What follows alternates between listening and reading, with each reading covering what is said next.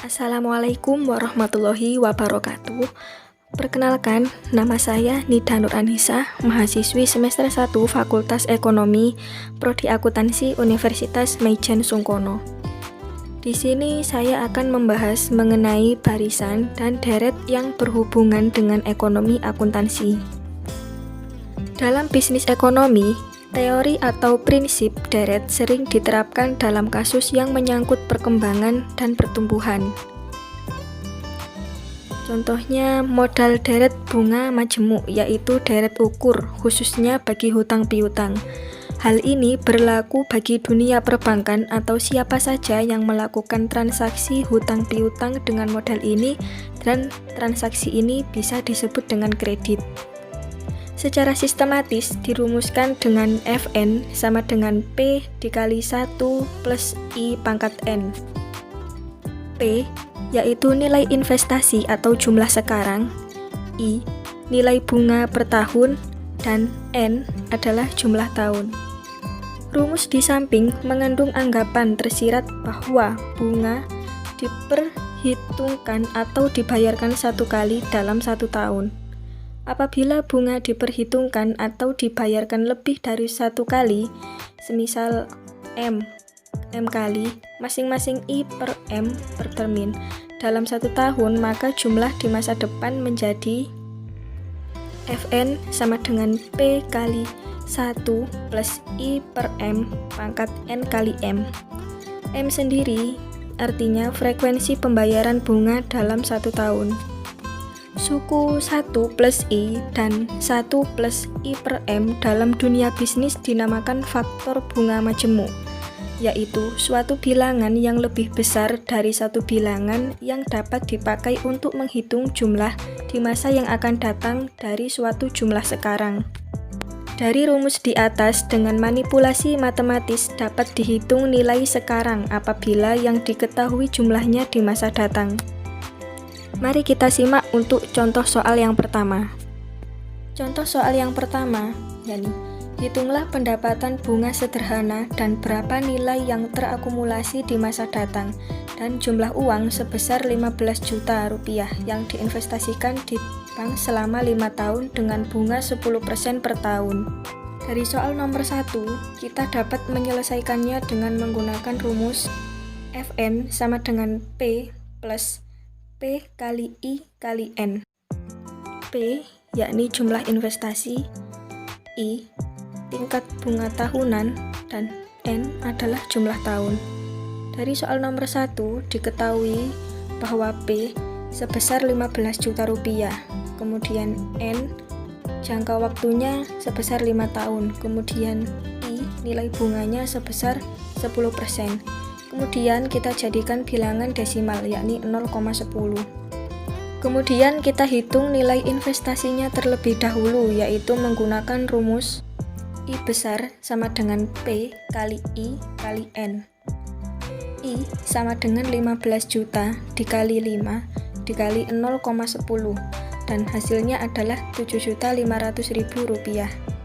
Kemudian kita mencari nilai yang terakumulasi di masa datang pada tahun kelima menggunakan rumus Fn sama dengan P plus P kali I kali N sama dengan 15 juta rupiah ditambah 7.500.000 rupiah, dan hasilnya adalah 22.500.000 rupiah.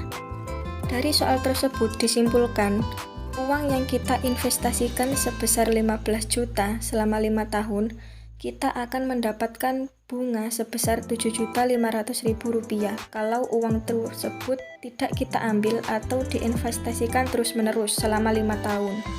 Uang kita nantinya jadinya sekitar 22.500.000 rupiah.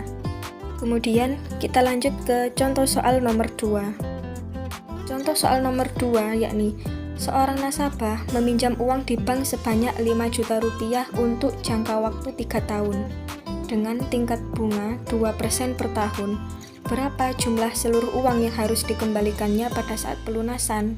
Seandainya perhitungan pembayaran bunga bukan tiap tahun, melainkan tiap semester, berapa jumlah yang harus ia kembalikan? Dari soal nomor 2, kita dapat menyelesaikannya dengan menggunakan rumus Fn sama dengan P kali 1 plus I pangkat N. Dari soal tersebut diketahui bahwa P nilai investasi sebesar 5 juta rupiah, kemudian N jangka waktunya 3 tahun, dan I nilai bunganya 2%. Kemudian kita jadikan nilai desimal yakni 0,02. Maka F3 sama dengan 5 juta rupiah dikali 1 plus 0,02 pangkat 3 sama dengan 5 juta dikali 1,061208, dan hasilnya adalah 5.306.040 rupiah. Jadi pada saat pelunasan setelah 3 tahun, nasabah tadi secara keseluruhan harus mengembalikan sebanyak 5.306.040 rupiah. Seandainya bunga diperhitungkan dibayarkan tiap semester, M sama dengan 2, maka kita menggunakan rumus Fn sama dengan P dikali 1 plus I pangkat M, maka P dikali 1 plus I per M pangkat M kali N, yakni F3 sama dengan 5 juta dikali 1 plus 0,01 pangkat 6 sama dengan 5 juta dikali 1,06152, dan hasilnya adalah 5.307.600 rupiah. Jumlah yang harus dikembalikan menjadi lebih besar, yakni 5.307.600. Oke, kemudian kita lanjut ke contoh soal nomor 3. Contoh soal nomor 3, yakni jika Mr. Johan mendepositokan uangnya di bank sebesar 5 juta rupiah dengan tingkat bunga 12% per tahun dimajemukkan, berapa nilai total deposito Mr. Johan pada akhir tahun ketiga? Berapakah pendapatan bunganya? Dari soal nomor 3, kita dapat menyelesaikannya dengan menggunakan rumus Fn sama dengan P kali 1 plus I pangkat N. Dari soal nomor 3 diketahui bahwa P nilai investasinya sebesar 5 juta rupiah, kemudian I nilai bunganya sebesar 12%.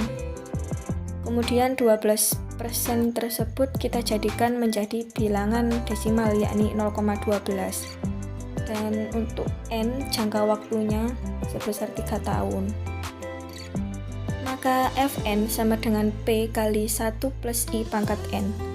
F3 sama dengan 5 juta rupiah, kemudian dikalikan 1 plus 0,12 pangkat 3 sama dengan 5 juta dikali 1,12 pangkat 3, dan hasilnya adalah 7.024.640 rupiah.